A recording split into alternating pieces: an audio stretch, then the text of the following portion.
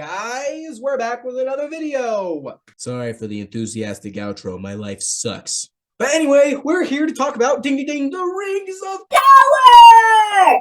And I'm probably going to say a lot of things that are going to piss people off. So grab a seat, strap yourself in, because we're about to go through my library of Lord of the Rings hot takes. First of all, hot take number one, the show is not that bad. A lot of people like to rag on the writing and the character of Galadriel, and I'll get to that in a minute. But overall, what I've honestly seen from the show is that it is not that bad. It's not for everyone, certainly. Of course, there are some boring parts. Of course, there are some slow parts. But overall, from looking at the quality of the writing and the world and the characters, it's not that bad. The main argument I'm hearing is that Galadriel is a Mary Sue. And I do agree. And I disagree.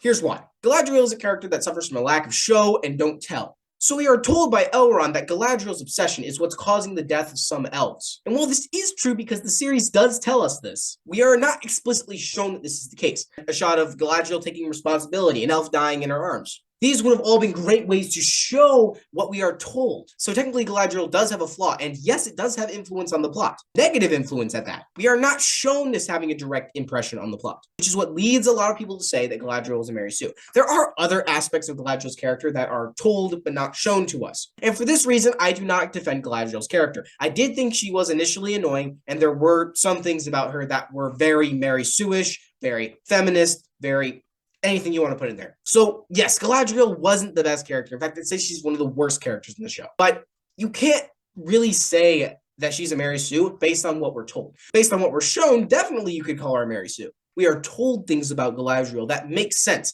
and that do have direct negative impression on the plot. But these things are not expanded on and shown. And this is where the writing falters. And as for people's critique on the writing, I see only minor problems at best. There are no narrative-destroying plot holes that, massacre the story. So hot take number one, resolved. The Rings of Power is not that bad. Hot take number two, Galadriel is a Mary Sue. We already went over this. Yes, but no. But yes, but no. But yes, but no. Hot take number three, Elrond's forehead is too big.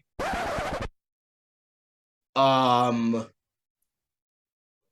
Well, I'm actually going to say yes. He was not the best cast, in my opinion. I did grow to like his character a bit more than I did the other characters in the show, but I suppose they could have casted someone who looked a little bit more like Hugo Weaving. But anyway, on to hot take number four. The Rings of Power does not adhere at all to the source material. There are plenty of themes and commonly used tropes that are present in the Rings of Power that are also present in Tolkien. So yes, it does stay true to the themes, such as singing hobbits, and yes, it does stay true to the tropes, such as sleeping evil. But how much does it adhere with the source material? And I'm saying the source material doesn't matter that much. It is a bunch of info-dumpy lore. I mean, it's history. It's exactly what it is. If you remember, characters like Tom Bombadil could never be adapted for the big screen. He was just too ridiculous for a dark movie like Lord of the Rings. So yes, although I do like Tom Bombadil, and though he is a good character in the books, he does not belong in the movies. So I think a lot of things were cut from the Rings of Power so that they can make room for new stuff, such as Halbrand replacing Annatar, Galadriel being a warrior instead of a sage, Elendil not being the king of Numenor. These are changes I'm willing to acquiesce as long as they can tell a good story.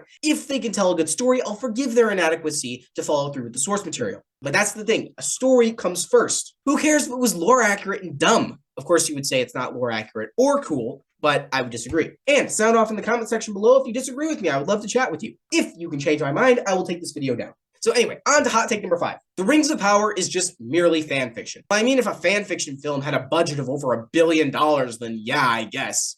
And hiring actors from across the globe to work for freaking Amazon, for goodness sakes. Somebody said the actual craftsmanship of the story is as bad as a fan fiction. And I would just add that fan fiction is not that bad when written correctly. The thing about fan fiction is that there's no weeding out of the better writers.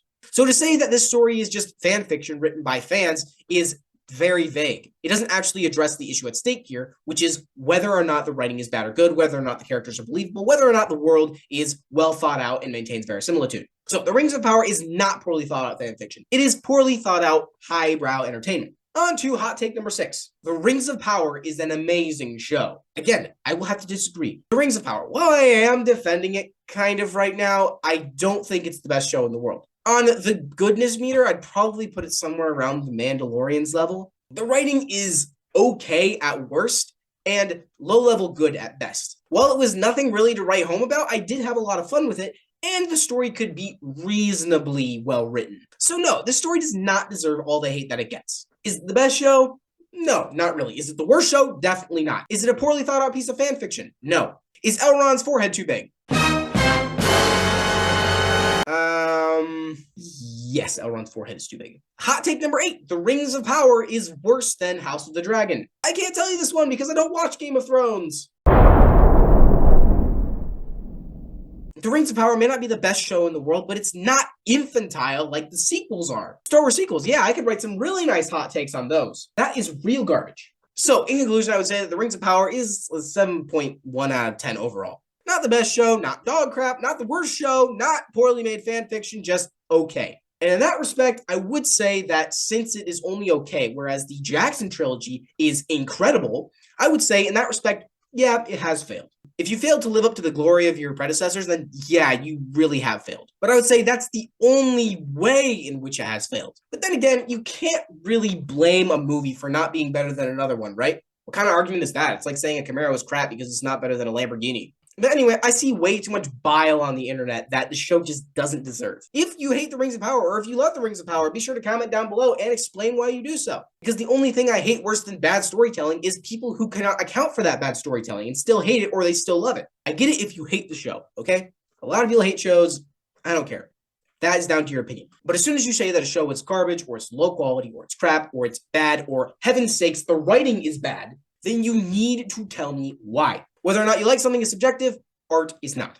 Anyway, guys, that just about wraps up the video. If you enjoyed, be sure to drop a like and smash that subscribe button so that you'll never miss a single video like this one. Be sure to check out my book, The Praetors of Lost Magic, The Mage's Gambit. It is now for sale on Amazon. And for everyone who's watching for my second book to come out, just know that it's coming out soon. I got some kinks to work out, I got some final edits to make, but then it will be done. And I can't say that it's a heck of a lot longer for this one, so you'll get your money back. Wait, you're saying we haven't been getting our money back before? Anyway, I'm not going to devise a cool outro like so many other YouTubers do, so I'm just going to tell you to go away and get back to work.